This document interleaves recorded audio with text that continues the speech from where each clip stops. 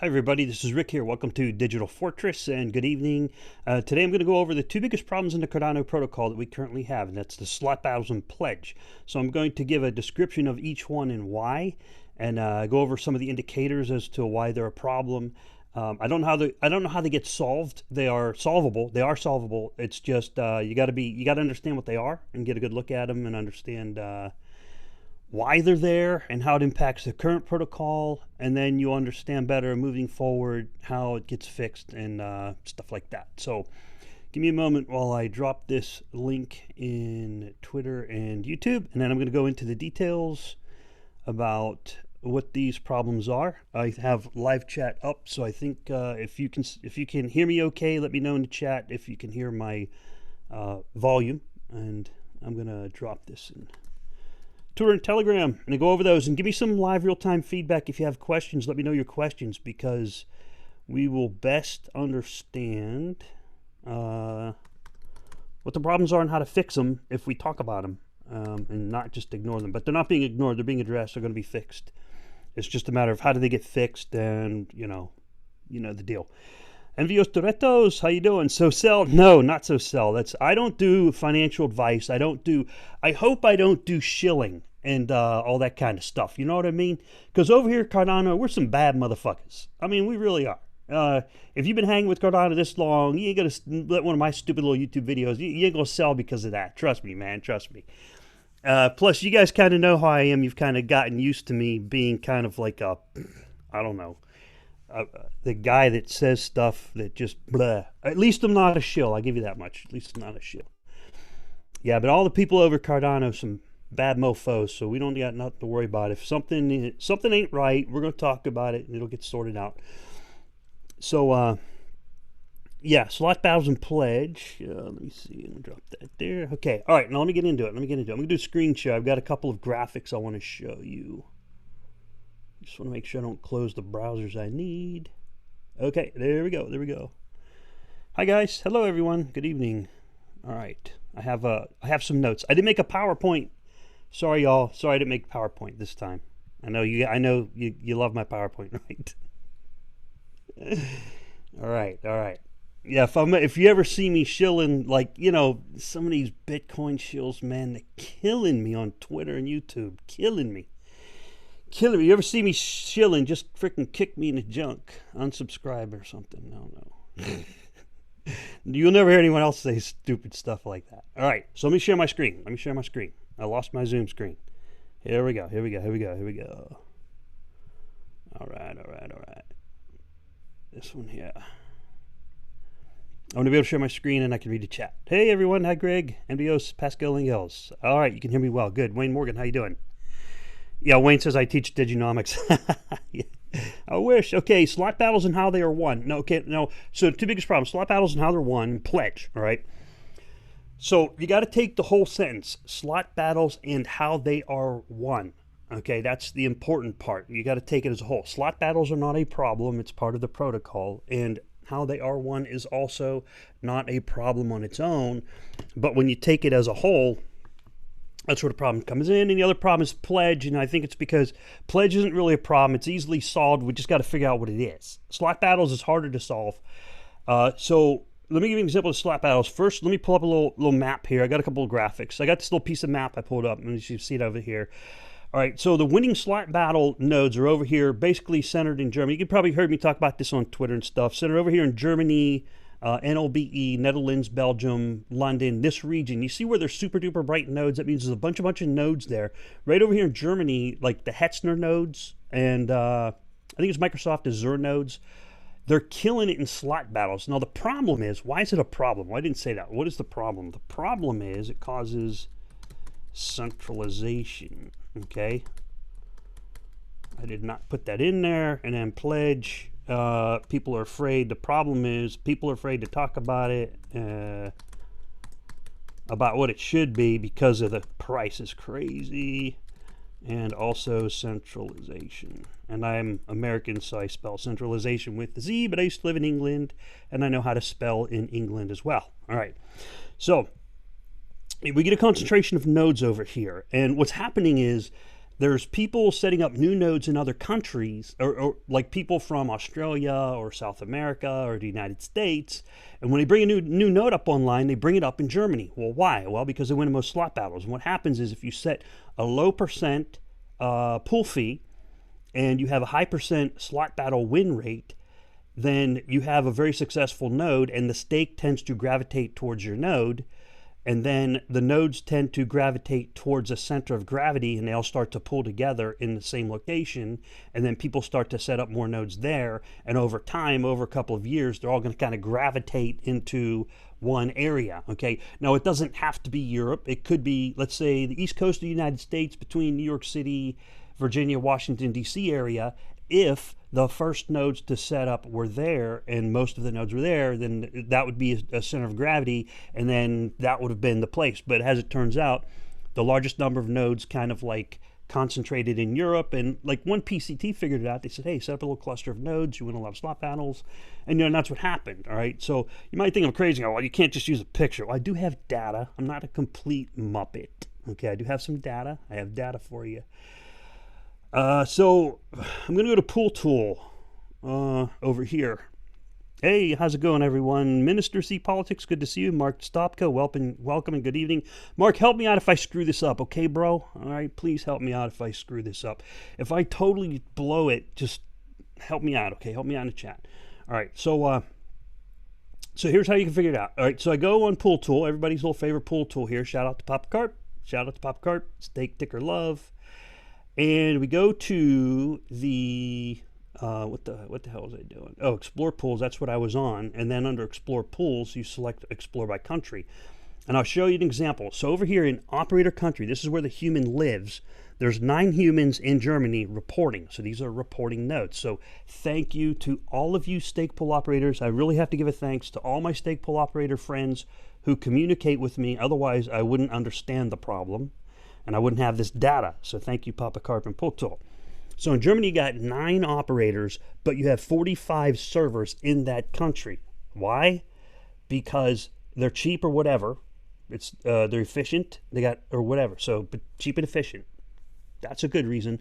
But what that causes is a center of gravity to form in that area, and then it causes a concentration of nodes. And then it causes them to win more slot battles. You see the slot battle percent, which is over here, is 59%. Okay, what the slot battle percent win should be if randomness was at play and latency was not the primary issue, but latency plus close distance. Some people say, oh, it's just a latency problem. No, it is not just a latency problem. It is a latency with many nodes in close proximity that create a center of gravity. It's a combination of the two, okay? I have extremely good latency. I have less than 1 millisecond latency between my house and my server. My nodes are doing okay. They're doing average. They're at 50%. 50% is a magic number. If this wasn't a problem, then all node slot battles would be 50%. It would be a coin toss. Every time there was a slot battle, it would be a coin toss, and it would always average out to 50% over a long period of time if you compare 2 nodes with about the same amount of stake. That's just how it works. I don't sound like I'm being mean, do I? You guys probably don't care. Avio said you should work with IOHK. I would love to work for IOHK. I got a great company I work for, and I really like IOHK. I don't have the skills. I look at the job description, I'm like, oh my God, I wish I could, but I couldn't. I can't. All right, so yeah, Roadrunner says a lot of Cardano lovers in the Netherlands, Germany. Rick, also server rent is cheap. Yeah, there you go. So Roadrunner brings up a good point. There's a lot of Cardano lovers in the Netherlands and Germany. Awesome. They bring up a node, then you have a concentration of nodes. Now let's say, for example, I'm going to give you an example. Okay, I gave you the example, like in Germany, you got 9 humans, but you got 45 quantity, like 45 servers running there. That's because there are people that I know who live in Australia, South America, United States, and they are running their servers in Germany, okay? I'm not diming them now. I'm not saying it's a problem. I was thinking of doing it. I put a Twitter poll up, just hypothetical. I said, hey, should I move my DIGI nodes to Germany on a Hetzner server so I can win all my slot battles? And Twitter poll said no. I don't base my decision on a Twitter poll. It was like a hypothetical thing just to see what people think. Okay, I'm not moving my nodes to Germany. I'm not. They're going to stay here. They're staying in the United States. Okay, But I'm going to give you an example, okay? Here's why the problem occurs. Now, some people say the Haskell nodes will fix it. Well, it won't, or it could, but you're going to have to change something, because whatever you can fix in Haskell, you can also fix in Rust, and they haven't fixed it yet. So I don't know what the fix is, but you can't just say Haskell's the cure, because Haskell is not the cure. There has to be something done, and I don't know what that something is. It has to be done differently in order for it to get fixed. You just can't magically make it in Haskell when it's fixed. Here's why. Let's say I have two cars, a Porsche and a Toyota. The Porsche represents Haskell, and the Toyota represents Rust. Both good cars. The Porsche is much faster, okay? So I take the Toyota and the Porsche, and I put them right here in Virginia, okay? Now, all right, and they're both going to have a race. They got to get to their destination the fastest. Which car is faster? The Porsche, right? But it doesn't matter, because the speed limit on the freeway is 70 miles per hour. We're going to let that represent the internet, okay? The speed on the internet is 70 miles per hour, or the speed on the freeway is 70 miles per hour. The Toyota has to go from here to the next city. The Porsche has to go from here to the other side of the country. Who's going to get to their destination first? Well, the Toyota is going to get to the destination first. So it's a combination of the two, of speed and latency, yes, and also the distance it has to travel physically. There's just laws of physics in play that Mark Stopka would be glad to explain to you. Right, Mark? Okay, so that's just how it works. If you just have more nodes in closer proximity, physically closer to each other, and given the same network, U.S. networks are fiber optic, networks in China are fiber optic, networks in Europe are fiber optic. They all have basically about the same amount of speed, but if you squish the nodes together, then you have a speed problem. So I got another picture here. Well, there were some other ways of breaking this picture up. So we got server country. Here's battles. Watch this. Let me sort by battles. So let's see. So see, some of the countries are close to even. U.S. has 72 servers and 68 humans. Netherlands has 36 servers and 20 humans. So it kind of leans a little bit to Netherlands. Netherlands got good latency. And I'm going to sort by battles. Watch what happens. Okay. Look at all the outlying countries. Let me just scroll down. China, 0. Well, I got to pick one where it has a slot battle where it starts. So it starts here about 1. Heard Island and McDonald Islands. New Zealand Island. Romania, remote. Republic of Korea, remote Southeast Asia. Caraco, it's an island. Japan, it's an island country. Spain, I don't know where Spain came from. That's random. Somehow Spain got thrown in. Look how low their percents are. They're all outlying countries. They're not centered in the U.S. or Europe, except for Spain. I don't know where that came in. They're on siesta. No, I'm just kidding. They're not on siesta. But Singapore, Cyprus, these are all remote places. These are islands that either have an undersea cable that connects them to the rest of the world, or a satellite, or they're in Spain. Thank you, Spain. You threw my theory. No, I'm just kidding. In general, the rule holds true, right? You don't see any nodes in Africa or South America, do you? Well, Ecuador. How's Ecuador doing? 0%. Good job, Ecuador. So I think you get my drift, right? It's a problem. How do you fix it? I don't know. I don't have a clue. I ain't smart enough to figure it out. Maybe if you put a little bit of space in between the slots and to reduce the number of battles, it will reduce the impact. Maybe. I don't know. What do you think? You tell me. Yeah, Digi Zero's up. I got to fix the ticker. I tried to fix the ticker and I screwed it up. Let's see here. Hey, Elifio Goldfish. How are you? All right. So here's another data point, just so you guys understand. This isn't a Europe problem, not ping in Europe. The same thing would have occurred in the United States. A center of gravity would have formed if people would set up more nodes with stake. They have to have stake applied to them in the United States. Here's another pretty picture. You guys like pretty pictures, right? I like pretty pictures. This might be kind of hard to see. I'm going to have to make it big so you can see it. What did I do? I thought I opened 2 pretty pictures. Where's my other pretty picture? This is really cool. This is a tool made by Martin, stake pool ticker ATA. Thank you, Martin, for making cool toys. Everybody loves cool toys. I love cool toys. So Martin made this really cool toy for pinging nodes. Okay. All right, on the, oops, let me kind of make this bigger so you can see it. Shit. Oh, by the way, I'm not going to make this a Creative Commons licensed video so that the trolls and jackwagons out there can use this as cannon fodder. This is scientific data, so don't fuck with it. Sorry. All right, let's see here. Okay, pretty picture time. Okay, on the left, I have the ping, here's the latency in the United States. This is from my node. And then this is from another person's node. Thank you for providing the data. And you can see over here, this is in the United States, and this one's in Germany. Okay, so in the United States, the ping latency, this is from the IP address of the node or from the node. And here's the round trip time to the nearest nodes. The latency for the protocol is 50 milliseconds, so it goes yellow at 50 milliseconds. So you can see in the United States that up to 50 milliseconds, I have 27 nodes that show up in green.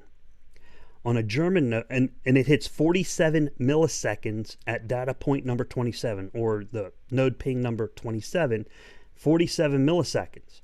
So I have a lower center of gravity on the left compared to the right, where I go all the way up to node 40, and it's still at 14 milliseconds latency. Extremely low latency between nodes. You see these nodes where it's only a few milliseconds between the node? This is, for example, a group of Hetzner nodes in Germany or a group of Microsoft Azure nodes in Germany. Is it Azure, Microsoft Azure? Yeah. Yeah, there you go. All right. So these nodes are in a really close proximity, only 1 millisecond hop, because I know my first hop is like 2 miles and it's at millisecond, sub-millisecond time for a 2 mile hop. Then my next hop is 35 miles away, it's 4 milliseconds. So 2 hops away is 4 milliseconds. That's really fast, but there's nothing I can do about it unless I physically relocate the node. Right? So that's a problem because it'll cause centralization. If a new operator were to open up a pool right now, they should open up in the middle of Germany at 1%. You'll do well. You will do well. I don't recommend it. I'm just saying that's just what's happening. You gotta call it like it is. You can't identify the problem until you just say what the problem is, right? If my eyeball hurts because I'm poking it, I don't need to know why my eyeball hurts. I just need to stop poking it. True? True statement. Hey, good morning, King Cardano. How you doing, buddy? All right, so that's one problem. Let me think. Did I get all my pretty pictures up for that one? Yeah. Okay. So that is the what you call. It was the first problem. It was the one on my list. Yeah, slot battles and how they are won. So that's a problem, right? Because people are going to, if you win more slot battles, people will tweet about it all the time. And they say, look, I want all these slot battles. I got a little star to get a higher, their stakers get a higher ROS. And that's the key number right there, is that higher ROS, higher return on staking. And then the stakers will gravitate to that pool. And then those pools will gravitate to the same geographic region. And then more stake will gravitate to those pools. So if you're a new pool operator, we're going to open up your pool. Think about it. I'm not recommending it. I'm just saying that's what's going to happen. So 2 or 3 years from now, what will end up happening is if the protocol keeps going the way it is, the Cardano protocol will end up, just kind of like clumping together in Europe. All the nodes will be run over there, and there'll be a couple outliers. Maybe 50% will end up in Europe. Just like how all the Bitcoin mining farms are in China or in places of very low power consumption. The Cardano nodes will end up in places with, well, first of all, very low cost to operate, but number two is they have the shortest distance between the nodes, not the lowest latency, because you just saw the example I gave. It's latency and short geographic distance between the nodes. You got to have both, okay? All right, so let me go into problem number 2. Any questions so far? All right. Hey, Philippe, how you doing? How you doing there, buddy? So yeah, I just kind of had to make sure that we clearly define what the problem is so you can fix it. And you can't fix it just by going to Haskell. Something has to be done differently, right? Just because, I mean, Haskell and Rust are both Turing complete, whatever that means. They're both Turing complete, okay? So they can both do the same thing. You can make video games. You can make Cardano nodes with them, okay? So if you can solve the problem in Haskell, you can also solve the problem in Rust. Now the next problem is pledge. All right, the pledge is a big problem also. It's easier to solve. But I think it's harder for people to talk about because they're like, oh, it should be. I don't know. What do you think pledge should be? Let me know in the chat. Let people, let your buddies know. Talk about it. You know, argue over it. Don't fight over it. Just argue it. Debate it. No, friendly debate, scientific debate. So how do you solve pledge? Well, I got a couple ideas, and you're not going to like them. You're not going to like them. What is the purpose of pledge? What is the purpose? The purpose of pledge is to reduce Sybil attacks, right? So how do you figure it out? Well, I go to Adascan. Here's how I did it. How many pools? First you say, reduce Sybil attacks. How many pools do you want? You want 1,000. I don't know where that number comes from, but let's say it's 1,000. So you set K equals 1,000. So what number of pledge is the optimum pledge to keep people from creating too many nodes up to 1,000? Well, it's real simple. You go on Adascan and you go find wallet number 1,000. Adascan, pull ticker scan. Thank you, Adascan, for your services. And how much money is in wallet 1,000? 2,900,000 ADA. That's your pledge. That's the optimum pledge right there. 2,900,000. If you want K equals 1,000 and you want to prevent people from making more than 1,000 pulls, where one person you want to incentivize one person to concentrate their stake into one pool instead of making two, then we're going to start with that number and then we're going to walk it back. So the optimum maximum pledge would be about 3 million, 2.9 million. And you can always use that as a reference point. You can always say, well, if K equals 1,000, you can always look at wallet 1,000. Even if the number changes. Let's say the price of ADA goes up and down. And people say, well, what do I do at pledge when the price of ADA goes up? Well, look at wallet 1,000. Because if the price of ADA goes up really good, whales aren't stupid. They'll sell. And wallet 1,000 will change. So look at wallet 1,000 if you want 1,000 pulls. If you want 10,000 pulls, go look at wallet number 10,000. Now the problem is people break it up and put it in different wallets. Because like for an example here, I'm going to show you an example. You see all these wallets up here at 3 million? You see that nice round 3 million? And there's a bunch of them? That's a problem. That's a problem. Because they're all old Yoroi addresses and dataless addresses. And there's been no transactions in and out of those 3 millions. So either somebody bought that on September 28th, 2017, and they're sitting on it. They're not going to be a pool operator. So what do you do with that number? They're probably not going to run a pool. They're probably not going to sell. I don't know who that could be. One person has all those wallets. I don't freaking know. But it's a nice round even 3 million, and it's pushing my 1,000 number to here. Okay? So there's your pledge. So let's start with 3 million and walk it back. Okay? Pledge 3 million. There's your optimum. Optimum. I don't like that number. I don't have 3 million. Nobody I know has 3 million. You all don't have 3 million. I know you guys in chat have 3 million. You wouldn't be in chat. How many pool operators do you think have 3 million? Probably none of them, because they're a bunch of DevOps. How much you think DevOps get paid? Well, how much is 3 million ADA? What is that? That's like $150,000. You ain't got no pool operators with 3 million ADA. It's true. They're a bunch of DevOps people. They wouldn't be operating a pool if they needed money. That's why they don't have 3 million ADA. So we got to walk it back. We got to walk it back. So what do we walk it back to? We go over here in Adascan. We look at a pie chart. Now, some smart person might be able to put together a bell curve and use sigmas like 3, 4, 5, or 6 sigmas and a Pareto chart and a couple other fancy graphs and figure it out. But that's not me. I'm not smart enough to figure it out. So some of y'all are going to have to figure it out. I can't figure it out. But I go over this pie chart right here and say, all right, well, how much ADA does a person have by the address balance range total share of addresses? And how much is it? So if I go over here, this blue one is 1 to 1,000 ADA, 38%. Then 1,000 to 10,000 ADA is 31.7%. I go over here, 21 point. So now I'm getting the upper percentiles. Look at how I went up in percentiles from here to here to here. Okay, so what's 38 plus 21, 59, 70? I'm approaching the 80 percentile. I'm at the 80 percentile now. And people have, or wallets, not people, but wallets have between 10,000 and 100,000 ADA, and I hit the 80 percentile. So somewhere between 100,000 and 3 million probably lies your answer. Not very scientific. Sorry. 100,000. Oops. Shit. God damn it. I keep swearing. Fuck, I swore again. No, I'm just kidding.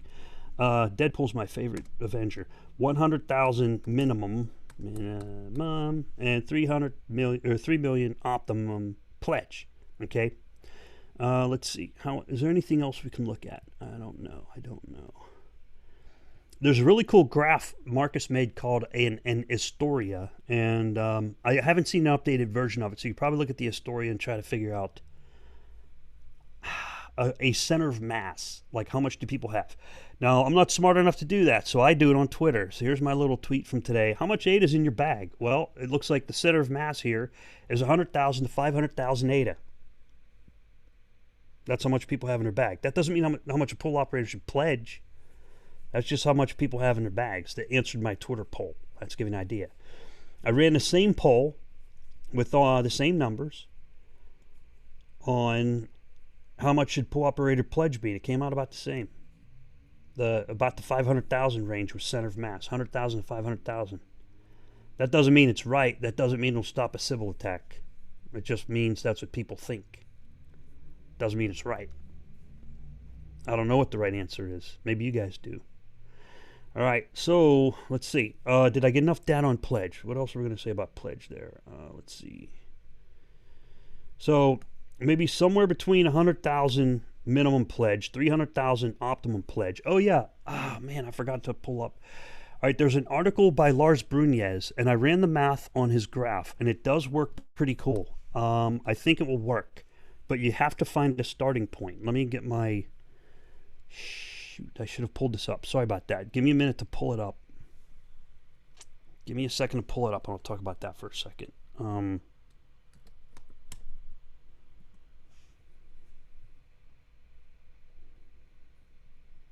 There it is. Preventing Sybil Attacks. Okay, by Lars Brunez. Lars, Master Jedi. Lars Brunez. Okay.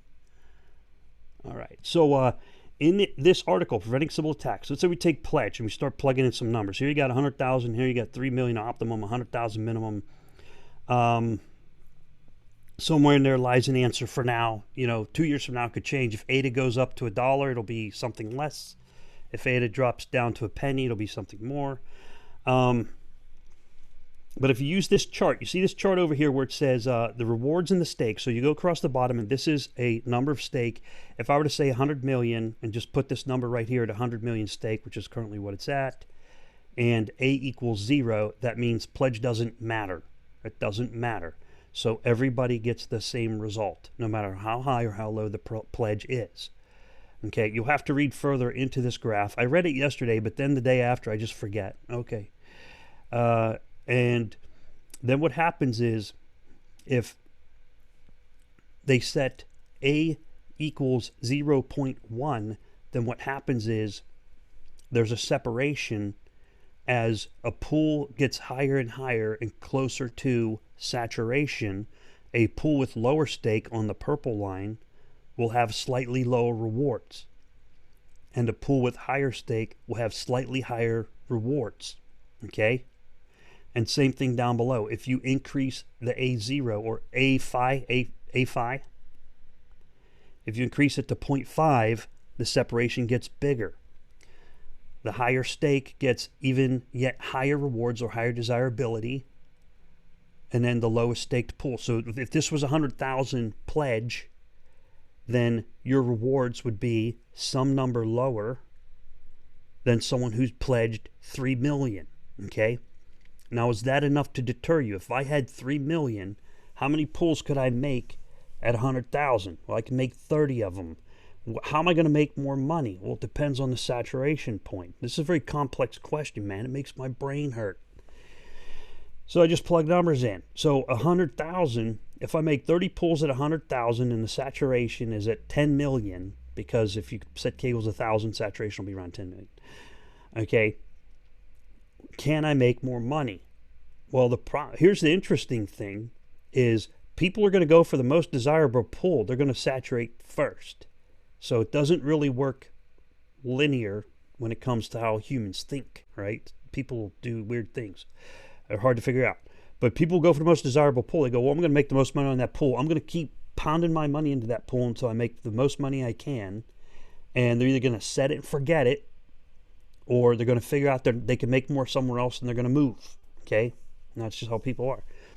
So having the most desirable pool early on is a winning strategy, which means you're going to have the highest pledge you can get in the optimal zone. But we don't know what that number is.